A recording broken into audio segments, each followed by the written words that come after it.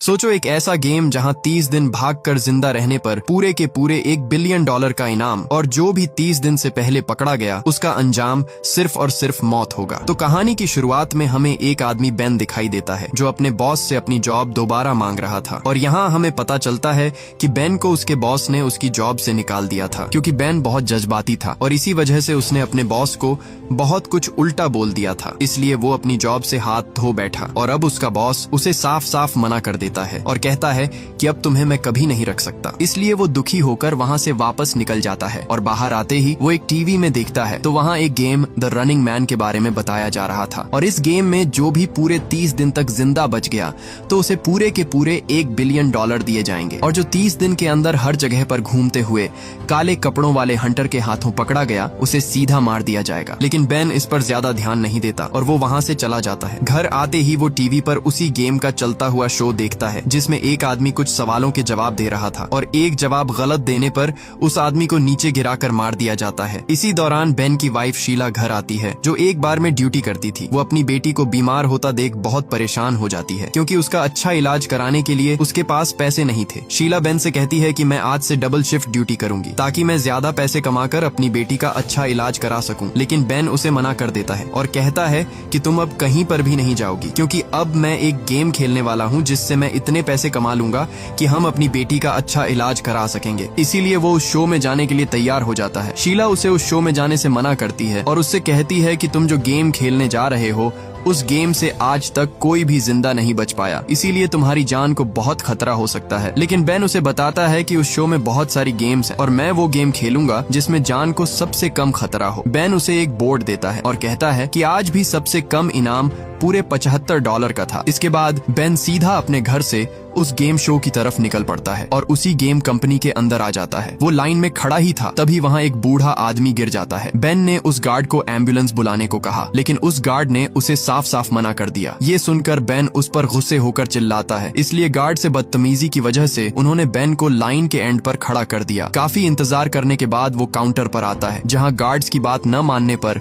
उसके नाम पर वार्निंग लगी हुई थी। ये देखकर बेन गुस्से में वो शीशा तोड़ देता है और उसे सीधा उस गेम एरिया में भेज दिया जाता है। आते ही वहाँ उसे एक लड़की जेनी और एक लड़का टिम मिलते हैं। इसके बाद सबको एक सूट पहनाकर उन्हें सिलेक्शन ट्रायल के लिए छोड़ दिया जाता है जहाँ उन सबसे एक एक करके टेस्ट लिया जा रहा था। जैसे तैसे करके यहाँ बेन अपने सब टेस्ट को पास कर लेता है। बेन से कुछ सवालों के जवाब भी पूछे जाते हैं और वो उन सब सवालों के जवाब बिल्कुल ठीक दे देता है, इसलिए उसे फाइनल राउंड में भेज दिया गया जहाँ आते ही उसके सामने बहुत सारे रंग बिरंगे गेम सूट थे। यहाँ बेन को लाल रंग का सूट दिया गया। उस सूट के पीछे TRM लिखा हुआ था जिसका मतलब द रनिंग मैन था। बेन के साथ टिम और जेनी का सूट भी लाल रंग का था। हॉल में आते ही उन्हें एक आदमी दिखाया जाता है जिसका चेहरा ढका हुआ था और यही आदमी हंटर्स का लीडर था जो सब प्लेयर को चुन चुन कर मारने वाले थे। ये देखकर बेन थोड़ा सा घबरा जाता है। इसके बाद बेन सीधा गेम प्रोड्यूसर डैन के पास आता है। वो उसे इस गेम में वेलकम करता है और कहता है कि मुझे बहुत अच्छा लगा कि तुमने इस गेम को ज्वाइन किया। वो बेन को एक लिफाफा देता है जिसे खोलते ही उसमें बहुत सारे पैसे थे, लेकिन बेन उन पैसों को लेने से मना कर देता है और कहता है कि मैं ये खतरनाक गेम नहीं खेलना चाहता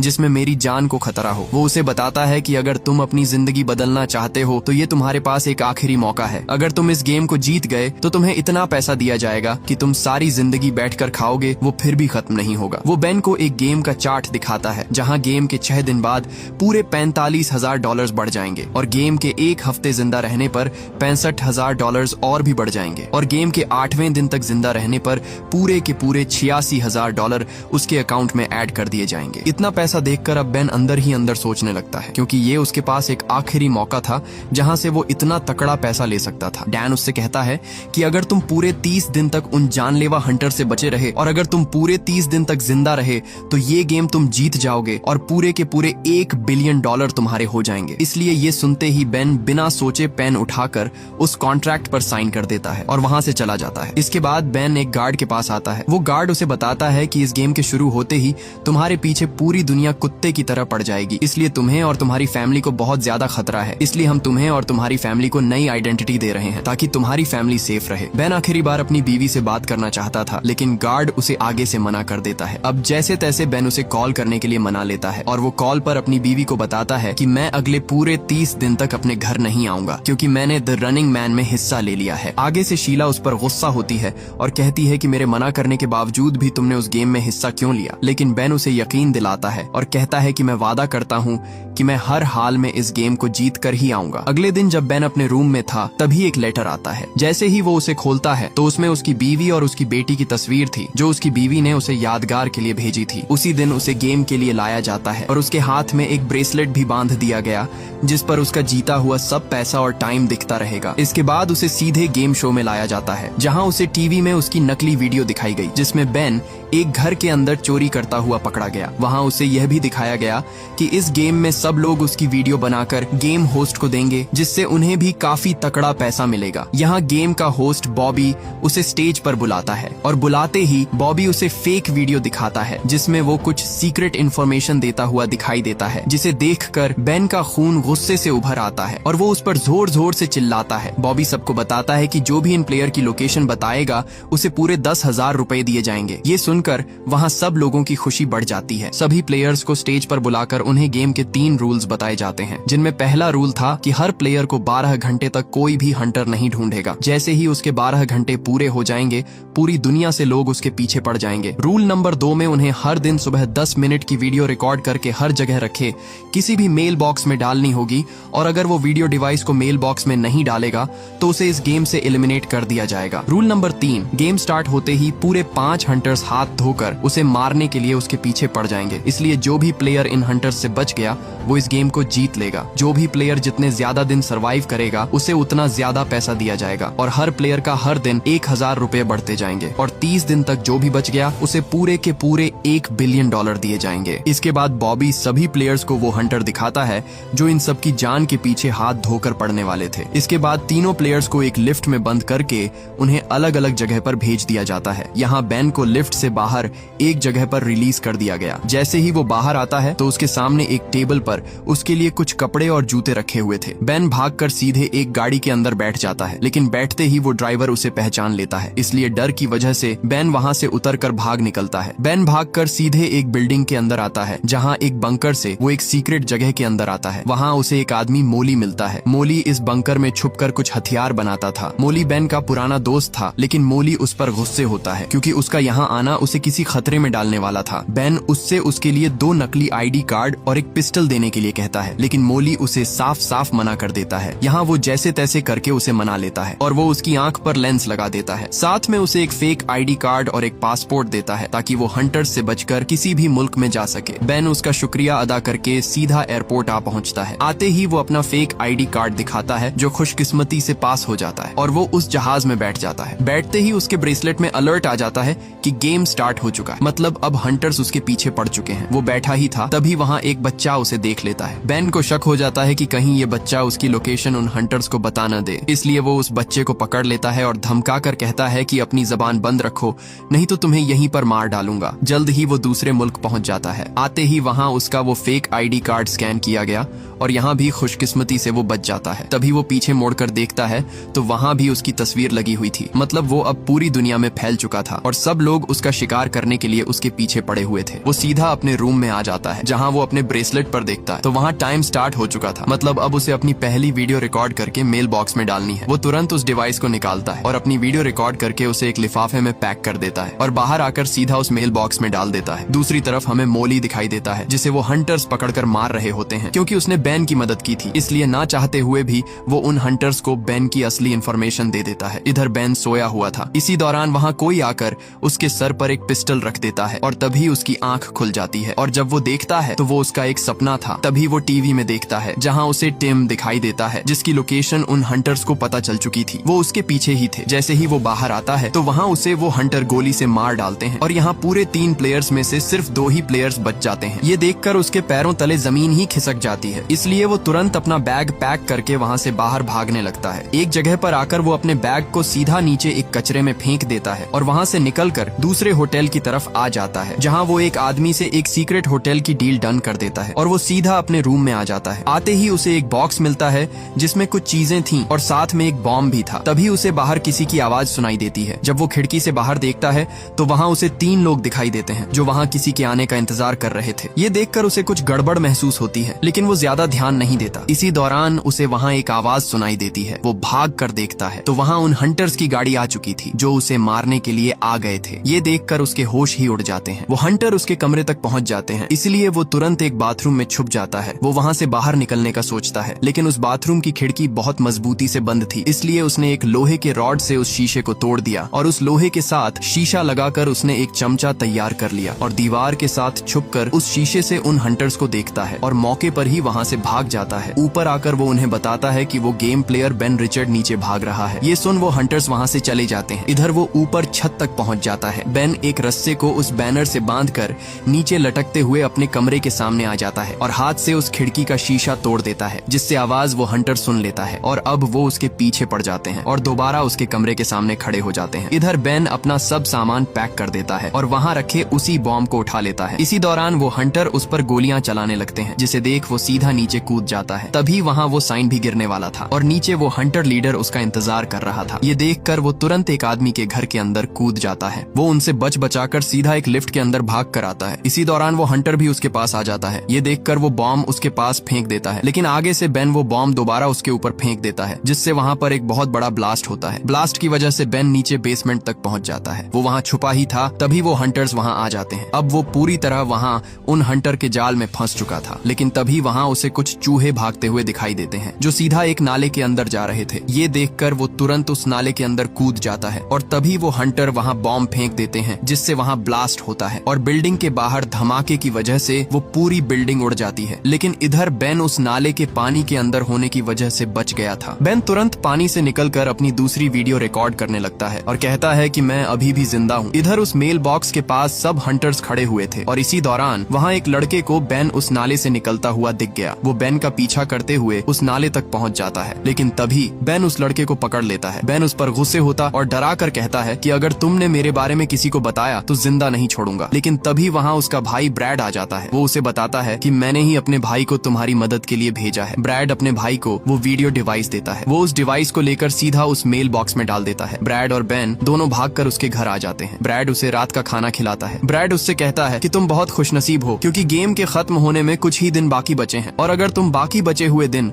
उन हंटर से सरवाइव कर गए तो तुम्हारी जीत पक्की है। ब्रैड उसे एक सीक्रेट जगह ले गया जहाँ उसने रनिंग गेम की वीडियोस रिकॉर्ड की हुई थी। वह उसे बताता है कि इस गेम को जीतने का सिर्फ और सिर्फ एक ही तरीका है कि तुम तब तक छुपे रहो जब तक 30 दिन पूरे नहीं हो जाते। ब्रैड उसे बताता है कि अब तक सिर्फ एक ही प्लेयर सबसे ज्यादा दिन तक जिंदा रहा और वो पूरे 29 दिन थे। इसलिए अगर तुम जीत गए तो तुम पहले ऐसे प्लेयर हो गए जो पूरे 30 दिन तक इस गेम में सरवाइव कर पाया है। इसके बाद बेन एक कमरे का दरवाजा बंद करके अपनी तीसरी वीडियो रिकॉर्ड करने लगता है। बेन उस वीडियो में बताता है कि इस गेम में उन लोगों को चुना जाता है जो लोग बहुत गरीब होते हैं और उनकी इस मजबूरी की वजह से वो इसका फायदा उठाकर उनसे ये गेम खेलवाते हैं और वो उनके बच्चों को भी इसलिए मार देते हैं ताकि इस गेम के पीछे कोई भी सबूत न रहे। उसी रात शो में बॉबी उस दिन वाले धमाके में जो हंटर्स और लोग मारे गए उनकी फोटो दिखाता है और साथ में उन सबके बच्चे भी खड़े हुए थे। बॉबी सबको बताता है कि इन सबकी मौत का कसूरवार बेन रिचर्ड है जिसने सबकी जान ले ली। तभी उसकी फेक वीडियो चलाई गई जिसमें बेन साफ साफ कह रहा था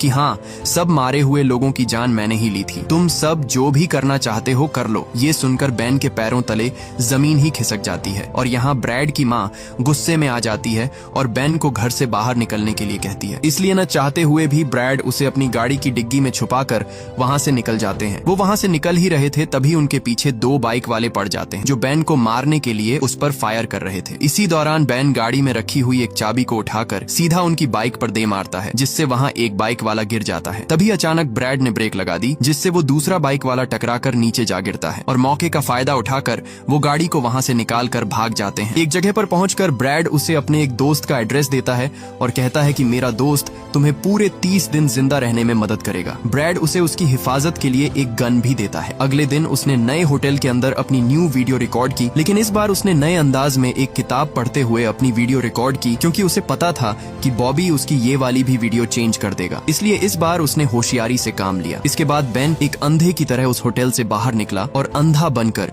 वो सीधा उस मेल बॉक्स तक पहुंच गया अपनी चौथी वीडियो डालने के लिए। वो उस वीडियो को डालने ही वाला था तभी वहाँ उसे एक आदमी दिखाई देता है जो मेल बॉक्स का ओनर था। वहाँ उसे बेन पर शक हो जाता है और बातों बातों में वो उसकी वीडियो रिकॉर्ड कर लेता है, लेकिन बेन उसे वहाँ बुरी तरह पीट डालता है और मौके पर ही वो वीडियो उस मेल बॉक्स में डालकर वहाँ से भाग निकलता है। यहाँ अब उसके पीछे वो हंटर्स पड़ चुके थे, इसलिए वो भागता भागता एक जगह आकर उस ग्रिल को पार करके वहाँ से भाग जाता है। वो लंगड़ाते हुए उसी गेम शो को देखता है जहाँ जीनी एक पार्टी में पकड़ी गई। वो हंटर उस पर लगातार फायर करता है, लेकिन वो अपनी गाड़ी में बैठकर वहाँ से भाग निकलती है। लेकिन कुछ दूर जाते ही उसकी गाड़ी में आग लग गई और वो भी इस गेम से एलिमिनेट कर दी गई और यहाँ अब सिर्फ अकेला बचा बेन। ये देखकर उसके पैरों तले जमीन ही खिसक जाती है, क्योंकि अब सारे हंटर्स सिर्फ और सिर्फ उसके पीछे ही पड़ने वाले थे। इसलिए वो जैसे तैसे करके तुरंत उसी आदमी के पास आता है जिसका नाम अल्टन था, जो ब्रैड का दोस्त था, जिसे उसने अपने दोस्त का नंबर दिया था। वो घर के अंदर आते ही देखता है तो वहाँ भी उसी का शो चल रहा था। मतलब अब उसके पास अल्टन ही एक आखिरी सहारा था जो उसे उन जालिम हंटर्स से बचा सकता था, क्योंकि अब वो पूरी तरह से फंस चुका था। अल्टन उसे अपनी सीक्रेट लैब में ले जाता है जहाँ वो अपने कुछ एक्सपेरिमेंट करता था। वो वहाँ अपने डैड की कुछ तस्वीरें दिखाता है और कहता है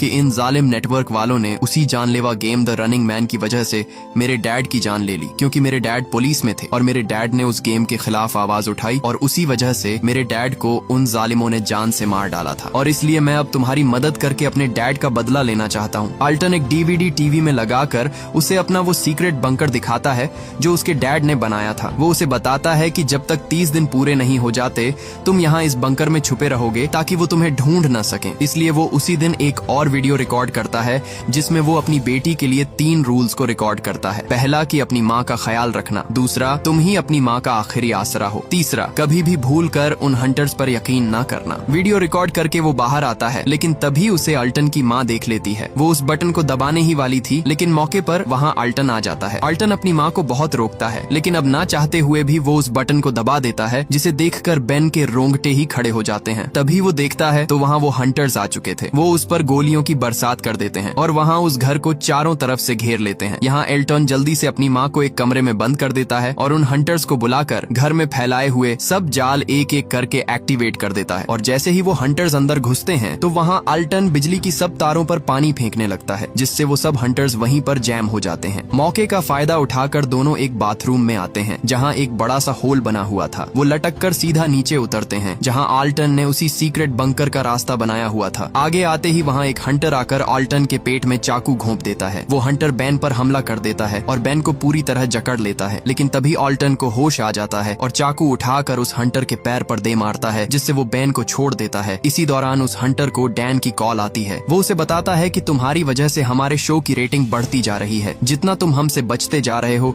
उतना ही हमारा शो रेटिंग ले रहा है, इसलिए अब तुम किसी भी सूरत नहीं बच सकते क्योंकि सब हंटर्स तुम्हारे ही पीछे हैं। बेन उसकी बातों पर ज्यादा ध्यान नहीं देता और उस डिवाइस को नीचे गिरा देता है और अपनी गन को निकालकर वहाँ उस कैमरे को फोड़ देता है। इसी दौरान वहाँ पर दरवाजा हिलता है और एकदम से अल्टन और बेन गाड़ी लेकर वहाँ से भाग निकलते हैं। जाते जाते अल्टन उसे अपने दूसरे बंकर का नक्शा देता है ताकि वो हंटर आगे उसे पकड़ भी लें तो वो दूसरी जगह छुप सके। वो खुशी से आगे बढ़ ही रहे थे, तभी पीछे से एक गोली अल्टन के सर से आर पार हो जाती है और अल्टन वहीं पर मारा जाता है। तभी बेन ऊपर देखता है तो वहाँ वो हंटर आ चुके थे और अब वो वहाँ से दूसरी तरफ भी नहीं भाग सकता था क्योंकि उसके सामने भी वो हंटर अपनी गाड़ी लेकर आ चुके थे। ये देखकर बेन अपनी गाड़ी को फुल स्पीड पर लगा देता है और कुछ ही आगे आकर वो गाड़ी से नीचे कूद जाता है, जिससे उस हंटर की गाड़ी टकराते ही फट जाती है और बेन सीधा पानी में जा गिरता है। इसके बाद जैसे तैसे करके वो एक जगह आता है जहाँ वो अल्टन का दिया हुआ नक्शा देखता है जो उसी बंकर का था जो अल्टन के डैड ने बनाया था। वो उस जगह पर आकर देखता है तो देखते ही उसके होश उड़ जाते हैं क्योंकि वहाँ उस जगह पर दूर दूर तक किसी बंकर का नामो निशान तक नहीं था। वहाँ उस जगह पर लोगों की बस्ती बस चुकी थी, इसलिए वो अपनी रात वहाँ एक खाली घर के अंदर गुजारता है और सुबह होते ही वो दोबारा से अपनी वीडियो रिकॉर्ड करता है और कहता है कि मैं अभी भी जिंदा हूँ। तभी वहाँ पर वो हंटर्स उसके पीछे आ जाते हैं। आते ही उन्हें वहाँ 3 वर्ड लिखे मिलते हैं, यू मेल इट, मतलब कि खुद ही इस वीडियो को मेल में डाल देना। वो एक रोड पर खड़ा ही था, तभी वहाँ उसे बहुत सारे कैमरे ट्रैक करने के लिए आ रहे थे। ये देखकर वो चौंक जाता है, इसलिए वो वहाँ एक गाड़ी को रोकता है और उसका शीशा तोड़कर उसके अंदर घुस जाता है। तभी वहाँ उन हंटर्स के ट्रक भी आ जाते हैं, इसलिए बेन उसे जल्दी गाड़ी भगाने के लिए कहता है। वो लड़की जैसे तैसे करके गाड़ी को वहाँ से दूर ले जाती है। उस लड़की का नाम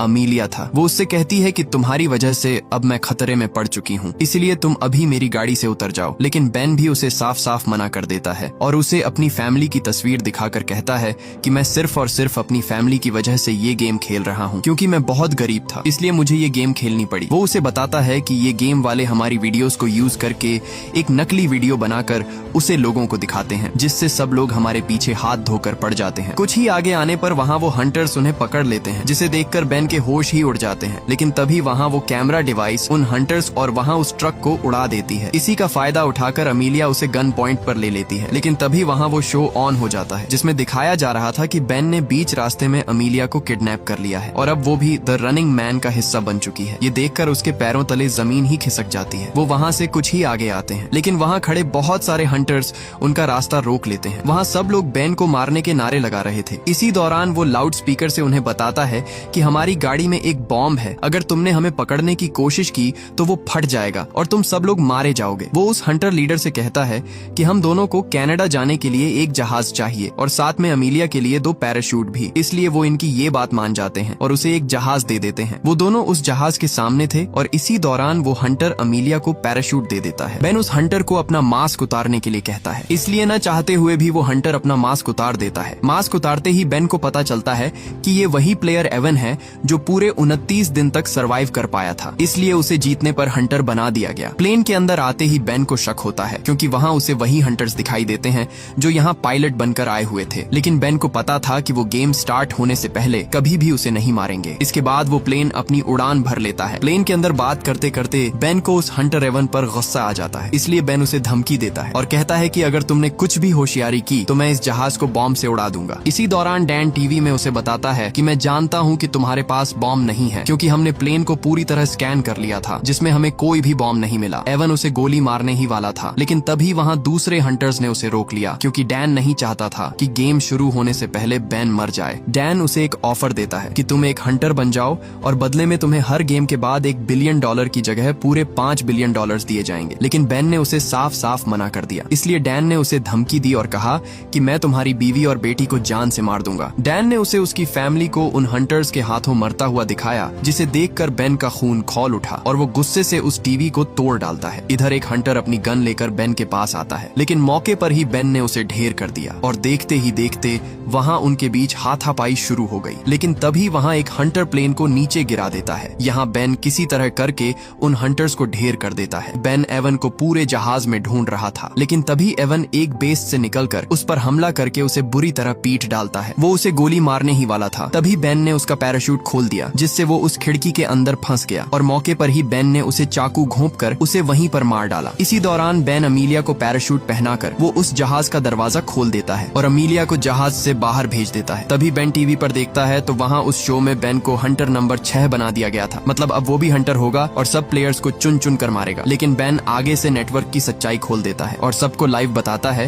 कि नेटवर्क वाले जानबूझकर गरीब लोगों को मजबूर करके उनकी जिंदगियों से खेल रहे हैं। वो सबको इस गेम को खेलने से मना करता है। ये देखकर नेटवर्क वालों ने तुरंत उसकी लाइव बंद कर दी और अपने शो में बेन की फेक वीडियो चला दी, जहां बेन प्लेन को उड़ाकर सीधा उनकी गेम शो बिल्डिंग को उड़ाने वाला था। और तभी बेन ने प्लेन को खुद ही बॉम्ब से उड़ा दिया और हर जगह टीवी पर न्यूज फैल जाती है कि फाइनली बेन मारा जा चुका है। इसके बाद ब्रैड ने शो का सच सामने कर दिया। उसने कहा कि बेन को साफ साफ देखा जा सकता है वो अपने प्लेन के क्रैश के दौरान मौके पर ही वहाँ से भाग निकला था। ब्रैड ने नेटवर्क वालों का पर्दाफाश करके कहा कि जो भी बेन की वीडियोस लाइव की गई थी वो सब की सब खुद बनाई गई थी, मतलब वो सब फेक थी। इसके बाद सीन कट होता है और हमें बेन की बीवी शीला दिखाई जाती है, जो एक स्टोर से सामान ले रही थी। सामान लेकर जैसे ही वो बाहर आई तो वहाँ उसके सामने बेन खड़ा हुआ था, मतलब वो अभी भी जिंदा है। इधर शो में सब लोग एक ही नारा लगा रहे थे कि रिचर्ड बेन जिंदा है। बॉबी भी अब गेम को होस्ट करने से साफ साफ मना कर देता है और वहाँ से भाग निकलता है। यहाँ डैन जैसे ही स्टेज पर आया तो वहाँ सब लोगों के बीच भगदड़ मच गई। सब लोग स्टेज की तरफ दौड़ पड़े और फिर हर तरफ आग लगाकर पूरी जगह को तहस नहस कर देते हैं। मूवी के एंड में हमें दिखाया जाता है कि फाइनली इस गेम को बेन जीत चुका है और ये मूवी यहीं पर एंड हो जाती है। अगर ये वीडियो आपको अच्छी लगी तो इसे लाइक करें और हमारे चैनल फिल्मी नेस्ट को सब्सक्राइब कीजिएगा।